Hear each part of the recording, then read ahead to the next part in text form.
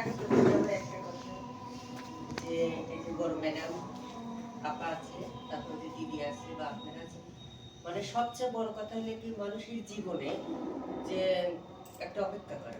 আসলে অপেক্ষা করা জিনিসটা খুবই একটা মানে কষ্টকর জিনিস, সেটা বলে বোঝাতে পারবো না। আর সবচেয়ে বড় কথা, যাই হোক, আমি আমার জন্য আপনারা অনেকক্ষণ লেট করেছেন, বসেছেন, অপেক্ষা করতেছি, আশা করেছেন। আসলে আমি আসতে পারি নাই। আসলে আমাকে এক একজন এক এক রকমের কথা বলেছিল, সেই কারণে কিন্তু আমি আসি ভয়ে ভীতিতে আসে না। আমি আসি নাই। যে আসলে কি, যে নির্দেশিত মানসিক সবারই কিন্তু একটা একটা সম্মান আছে, মান আছে, কারো বেশি কারো কম। আর এই জিনিসটা টাকাটা কিন্তু কখনো পাওয়া যায় না। এই সম্মানের ভয় কি আর আসতে চাইনি। আর সবচেয়ে বড় কথা হলো কি, আপনাদের আমার পক্ষ থেকে অভিনন্দন, শুভেচ্ছা জানাই। আর কি বলবো, আপনারা তো অনেকক্ষণ ধরেই ওয়েট করতেছেন। আপা একটা কথা বলেছিলেন যে হিজরা, যে তৃতীয় লিঙ্গ বলে, কিন্তু এই কথাটা সঠিক যে তৃতীয় লিঙ্গ মানে তিন ধাপে ছিল। এটা হয়তো আপনাদের জানা নেই, না জানা আছে, তিনটা ছিল।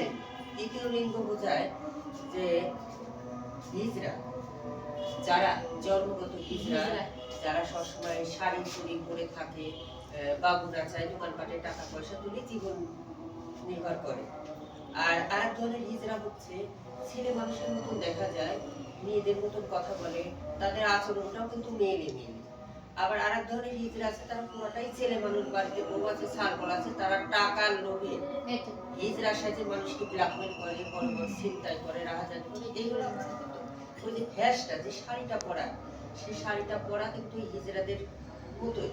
কিন্তু তারা একটা মানুষ অন্যায় করে বলতেছে যে হিজরারা এটা করতেছে, হিজরারা ছিনতাই করতেছে, হিজরারা এটা করতেছে। যেমন আজকে যদি একটা হিন্দু ছেলে যদি একজনকে একটা থাপ্পড় মারে, তাহলে দেখবেন যত মুসলমান আছে সব কিন্তু সব হিন্দুকে দোষারোপ করে যে হিন্দুরা খারাপ, এই হিন্দুরা এটা করতেছে, এই হিন্দুরা এটা করতেছে।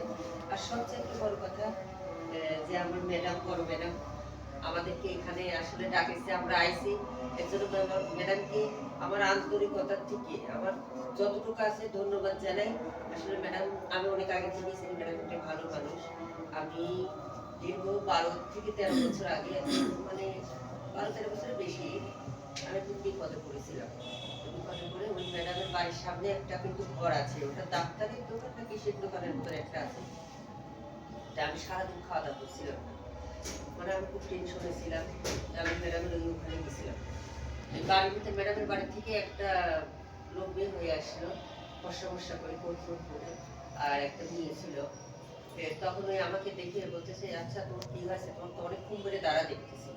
তখন ওই ম্যাডামের বাসার থেকে আমাকে এক বোতল জল এনে দিল, আমাকে বিস্কিট এনে দিল, আমাকে 500 টাকা দিল। বললো, আপা আপনি ওকে খান নাই, আপনি হচ্ছে এটা খান। যে কে হিন্দু, কে খ্রিস্টান, কে মুসলমান, আমি তো সেটা ভাবি, যার যার ধর্ম তার তার কাছে। আর আমি সব জায়গায় দেখেছি, যারা সনাতন ধর্মের লোক, যারা খ্রিস্টান বা মুসলমান, মানে বিভিন্ন যারা আছে, মানুষের সঙ্গে না বুঝতে, যেমন আপনারা মানুষের কষ্ট, মানুষের দুঃখ, মানুষের মনের কথা বুঝেন না, তেমনি কিন্তু আমরা যদি আপনাদের সঙ্গে না বসে, আপনারা আমাদের ব্যাপারটা বুঝতে পারবো না। আর ওই যে আপা আরেকটা কথা বললে, যে ঋতু আপা, সমাজে তো সবাই মাথা উঁচু করে বাঁচতে চায়, আসলে কেউ পারে কেউ পারে না। এই যে থার্ড জেন্ডাররা যারা পিছিয়ে আছে, ম্যাডাম বললো। আর সবচেয়ে বড় কথা, আজকে আমাদের মধ্যে কিছু হিজড়া আছে, হিজড়া দেখেন আমার গায়ে কিন্তু লেখা রয়নি, আমি তো হিজড়া, আমার গায়ে লেখা, আমার কিন্তু গায়ে লেখা রয়নি। আজকে কিছু কিছু হিজড়ার আচরণ, ব্যবহারের কারণে এই সমাজের লোক হিজড়াদেরকে ভালোবাসে না। তাহলে হিজড়াদেরকে যখন সমাজের লোক ভালোবাসে না, তাহলে আমাকে কিভাবে ভালোবাসবে, আমি কি করে মাথা উঁচু করে সমাজের মাঝে বাঁচবো, তাহলে সেই পথটা কিন্তু আমার কাছে।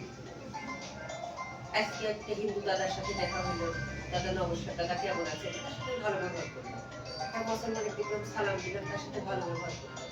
আসলে আমাদের ভিতরে কিছু লোকের তো সেই আচরণটা নেই। আমাদের ভিতরে বেশিরভাগ লোক যারা শিক্ষিত না, তারা ছোটবেলায় কেউ আমার কাছে আসছে 10 বছর 5 বছর, বাড়ি থেকে বের করে গেছে, আমার কাছে আসে, আমি তো ফেলা দিতে পারি।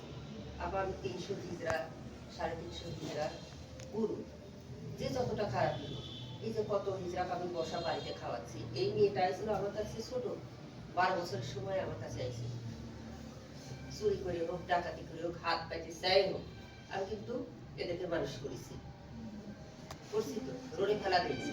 কিন্তু আমার লোককে এই সমাজের লোক এক একজন এক এক রকমের কিছু ভাবে যে এরা কেমন, এরা তো দেখলে কি করবে, ইত্যাদি দিলে। আসলে এটা কিন্তু মানুষের মনের একটা ভয়। যেমন দেখেন আমার একটা ভয় ছিল যে আমি এখানে আসবো, আপনারা অপেক্ষা করতেছেন, কিন্তু সেই বারবার ঋণ দেওয়ার কারণে সেই ভয় কিন্তু আমি প্রত্যাহার করে কিন্তু আমি এখানে ঠিকই আসি। কিন্তু আমি এসে এখানে বুঝলাম যে দেখেন কত সুন্দর একটা, আপনারা সবাই বসে, ছোট ছোট বাচ্চারা বসে আছেন, আপনারা বসে আছেন, আমার বড় ম্যাডাম বসে আছেন। আসলে বড় ম্যাডাম সবাই মিলে বসে একত্র হয়ে যে সবার একটা মনের কথা বলতেছেন, এটা কিন্তু আর পাওয়ার হয় না। এটা একটা বড় সৌভাগ্যের বিষয়। আর আমি যে এই জায়গায় আসছি, যারা আমাকে নিয়ে আসছে তাদেরকে অনেক ধন্যবাদ। আসলে বলে মুখে আর ভাষায় কিছু বলতে পারছি না তো সবাই। আমি একটা কথাই বলবো, ম্যাডাম, ওই যে আমার আপা আছে, যদি কোনো সময় কোনো প্রয়োজন হয় আমাকে যখন ঋণ দিবেন আমি তখনই আসবো এবং আপনাদের পাশে থাকবো, সব সময়ের জন্য থাকবো, এবং আপনারা যে কোনো কাজে যে কোনো উদ্যোগ নিলে আমি সাথে আসি। আমরা হাত বাজিতে যাই হোক, আর সবচেয়ে একটা বিষয়, সবচেয়ে আমার একটা ভালো লাগে যে ছোট ছোট ছাত্র, এই ছোট ছোট মেয়েরা আসছে আমাদের কাছে বসছে। আসলে আমাদের বেশিরভাগ কিন্তু ঘৃণা চোখে দেখে, কিন্তু এই দোষটা কিন্তু এসব মেয়েদেরও না, এসব ছেলেদেরও না, এগুলো শিক্ষা এই দোষটা কিন্তু আমাদেরও আছে। আমরা একটা বাচ্চাদের দেখলে উল্টো পাল্টা কথা বলতেছি, এই ভয় ভীতি দেখাচ্ছি। আবার এদের যারা গার্জেন আছে তারাও যদি আমাদের ভালোবেসে কাছে ডাকে, এই যে আপনারা যখন ভালোবেসে কাছে ডাকলেন, এই যে বড় ম্যাডামের সাথে আমাকে বসাইছেন, এটা মনে হয় না আমার কাছে গর্ব আর কিছু আছে। তো যাই হোক, আর ওই যে আমার আবার আছে, কিছু বলেন, তোমরাও কিছু বলো, আমরা শুনি। এই তো আমি শেষ করলাম।